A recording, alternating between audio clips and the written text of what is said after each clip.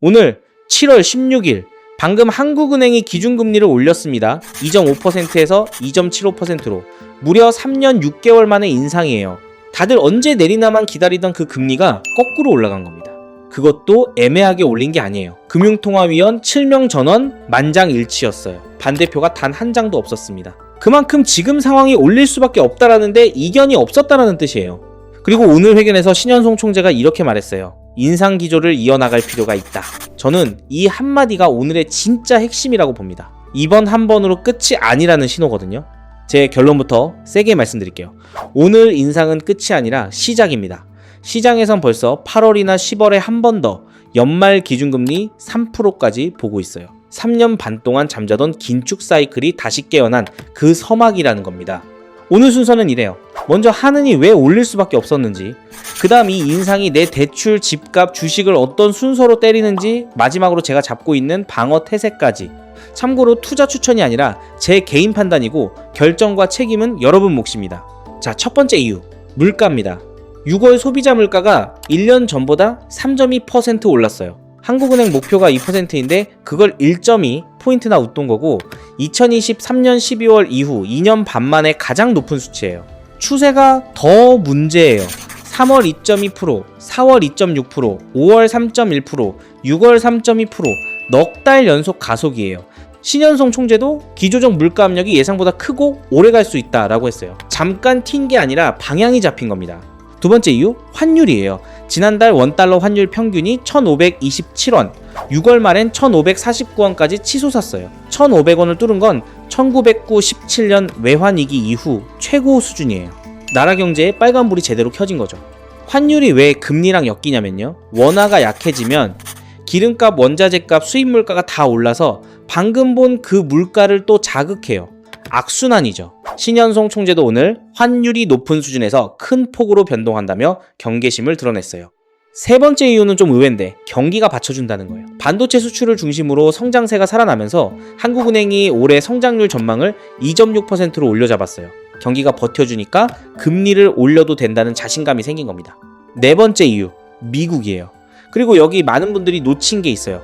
미국 연준 의장 이제 파월이 아닙니다. 올해 5월에 케빈 워시로 바뀌었고 이 사람 긴축 성향이 강한 매파로 분류돼요.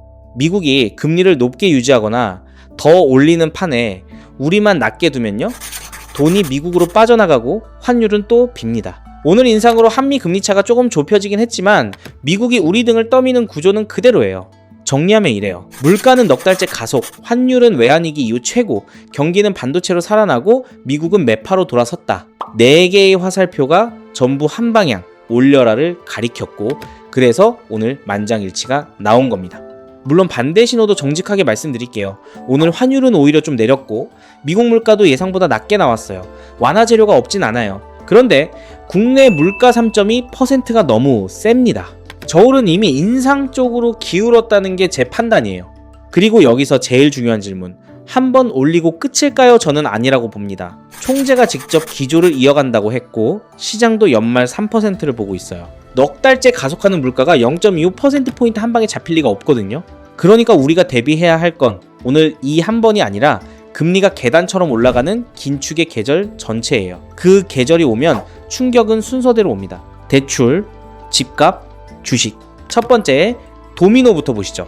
금리가 오르면 제일 먼저 제일 확실하게 맞는 사람, 대출 있는 사람입니다. 그리고 지금 우리나라 대출 구조가 하필 최악의 타이밍에 최악의 모양을 하고 있어요. 새로 나가는 주택담보대출의 58.4%가 변동금리예요. 10건 중 6건. 반대로 고정금리 비중은 5년 만에 가장 낮아요. 금리가 오르기 직전에 다들 방패를 내려놓고 있었던 셈이죠. 변동금리는 기준금리가 오르면 내 대출이자가 그대로 따라 오르는 구조예요. 그러니까 오늘 이 인상분이 몇 달 안에 내 통장에 고지서로 도착한다는 뜻입니다. 막아줄 방패가 없어요. 얼마나 늘까요? 오늘 0.25%포인트 인상만으로 대출받은 사람 1인당 연간 이자가 평균 30만원 가까이 늘어난다는 추산이 나왔어요. 변동금리 차주 전체로는 무려 3조 3천억 원이에요. 이게 오늘 딱 한 번 올린 결과입니다. 문제는 이게 끝이 아니라는 거죠. 연말 3%까지 가면 이 부담은 계속 쌓여요. 어떤 분석은 대출 원리금이 1년 만에 월 229만원에서 243만원으로 늘 거라고 봐요. 가만히 앉아서 월급이 이자로 빠져나가는 겁니다. 이게 남 얘기가 아닌 게 우리나라 가계빚이 지금 1993조 원이에요. 역대 최대고 2000조가 코앞이죠. 이 거대한 빚더미 전체의 인상분이 이자로 얹히는 거예요. 나라 전체가 이자 고지서를 받는 셈입니다. 여기에 규제 한 방이 더 있어요. 스트레스 DSR이라고. 은행이 대출 한도를 잴 때 미래의 금리가 더 오를 것까지 미리 얹어서 계산해요. 작년 7월부터 3단계로 세졌고요. 금리가 실제로 오르는 지금 이 계산은 더 빡빡해집니다. 그러니까 이 중고예요. 이미 빌린 사람은 이자가 오르고 새로 빌리려는 사람은 한도가 줄어요. 위에서 누르고 아래서 조이는 거죠. 빚으로 버텨온 가게일수록 여기서 숨이 막히기 시작합니다. 이자 부담이 커지면 지갑이 닫혀요. 소비가 줄고 경기가 식고 심하면 연체가 늘죠. 대출이라는 첫 도미노가 넘어가면 그 다음 도미노가 기다립니다. 바로 집값이에요. 지금 집값부터 보죠. 서울은 불장이에요. 최근 주간 상승률이 0.3%, 16주 넘게 연속 상승 중입니다. 주간 0.3%면 1년으로 치면 어마어마한 속도예요. 근데 지방은요? 같은 주에 0.01%, 사실상 제자리예요. 세종, 제주, 충남은 아예 마이너스고요. 서울은 불장, 지방은 빙하기. 한 나라 안에서 두 개의 시장이 완전히 갈라져 있는 겁니다. 이 판에 금리 인상이 떨어지면 어디를 때릴까요? 이자는 오르고 대출 한도는 줄어드니 빚에 기대서 산 수요부터 얼어붙어요.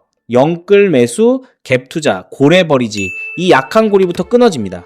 그럼 서울도 꺾이냐? 여기가 어려운 지점인데 서울은 공급 부족하고 전세난이 밑에서 가격을 떠받치고 있어요. 금리가 위에서 누르고 공급 부족이 아래서 밀어올리는 팽팽한 줄다리기인 거죠. 그래서 분명히 말할게요. 전국이 같이 폭락한다? 저는 그 시나리오 안 봅니다. 대신 이미 갈라진 양극화가 2인상으로 더 벌어져요. 버티는 곳과 무너지는 곳이 더 극단으로 갈린다는 겁니다. 빚을 잔뜩 끼고 오른 곳, 실수요 없이 기대감으로 오른 곳, 미분양 쌓인 지방, 조정은 여기부터 옵니다. 반대로 실수요 탄탄한 알짜 지역은 이 정도 인상으론 쉽게 안 무너져요. 그러니까 질문을 바꾸셔야 해요. 집값 오르냐 내리냐가 아니라 내 집이 내가 보는 그 동네가 버티는 쪽이냐 무너지는 쪽이냐, 이게 지금 시점에 훨씬 정확한 질문입니다. 자, 세 번째, 도미노. 많은 분들이 제일 궁금해하실 주식이에요. 그런데 주식시장은 금리 인상이 발표된 오늘 바로 그 충격을 생생하게 보여줬습니다.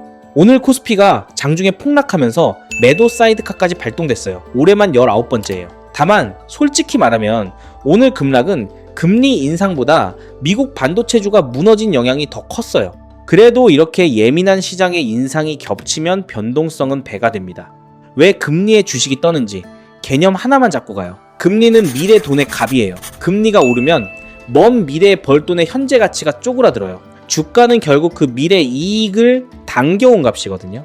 그럼 누가 제일 아프냐? 지금 실적보다 미래의 꿈으로 비싸게 오른 고밸류 성장주, 테마주예요. 금리가 오르는 순간 그 꿈의 가격표부터 다시 매겨집니다. 가장 크게, 가장 먼저요. 게다가 금리가 오르면 시중에 돌던 돈 자체가 말라요. 유동성이 줄죠.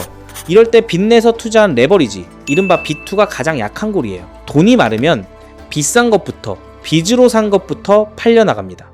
그럼 주식은 다 죽냐? 아니에요. 금리 상승기엔 은행처럼 이자로 버는 업종, 배당 많이 주는 주식, 저평가 가치주가 상대적으로 선방하는 경향이 있어요. 단, 이것도 경향이지 보장은 아닙니다. 주식 결론 한 줄로 못 박을게요. 금리가 오르면 시장은 비싼 꿈부터 냉정하게 가격을 다시 매깁니다. 성장주의 빚까지 얹은 포지션, 그게 이번 긴축 사이클의 가장 약한 골이에요.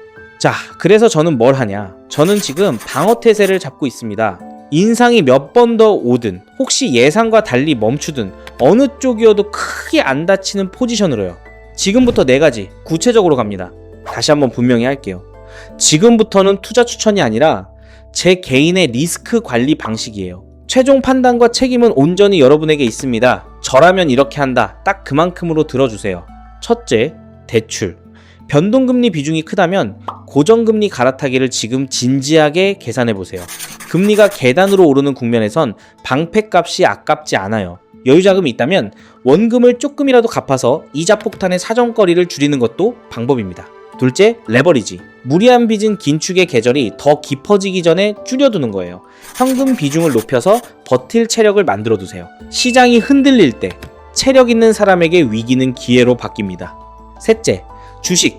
고밸류 성장주 한 종목에 몰빵하는 건 이 국면에서 제일 위험한 포지션이에요. 우량주, 배당주, 방어업종으로 나눠 담고 금리라는 변수를 포트폴리오에 미리 반영해 두세요. 넷째, 계약 전 점검. 집이든 대출이든 사인하기 전에 스트레스 DSR 기준으로 내 진짜 한도부터 다시 계산하세요. 지금 금리가 아니라 더 오른 금리를 가정하고요. 이 시점에 무리한 영끌은 저라면 말립니다.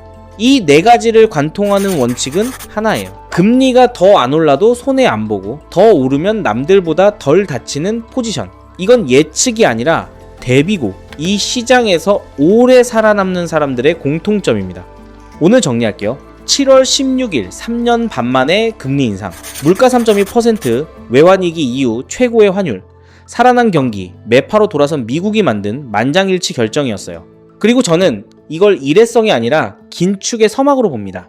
그 서막이 열리면 변동금리 대출부터 빚으로 오른 집값, 비싼 꿈의 주식까지 순서대로 흔들려요. 물론 제 전망이 틀리고 인상이 여기서 멈출 수도 있어요. 하지만 그때 손해볼 게 없는 게 바로 방어태세의 힘입니다.